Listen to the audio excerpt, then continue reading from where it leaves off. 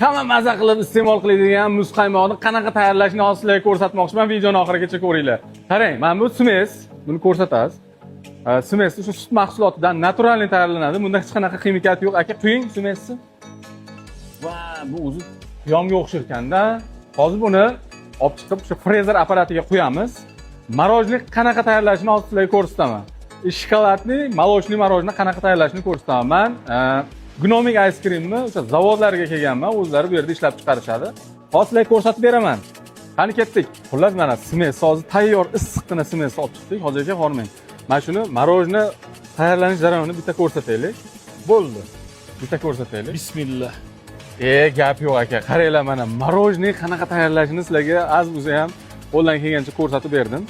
Xuddi shunaqa muz qaymoq sotib, ko'pgina daromadga erishmoqchi bo'lsanglar, sizlarga taklif bor. Gnomik ice cream agentlarni ishga taklif qiladi. Undan tashqari dillerlarni ham ishga taklif qiladi.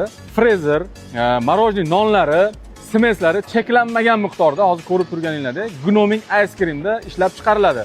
Mabodo sizlarda qo'shni davlatlarda ham tanishinglar bo'lsa, bu videoni tashlab qo'yinglar. Bizning ishimiz qo'shni davlatlar bilan ham bo'ladi. Mana bu nomerga aloqaga chiqa olasizlar. Aka, joningiz sog' bo'lsin. Rahmat. 25 yillik tajribaga ega akamiz. Gnomik ice cream number 1. Bu videoni hamma biznesmenlarga tashlab qo'yamiz. Qani ketdik.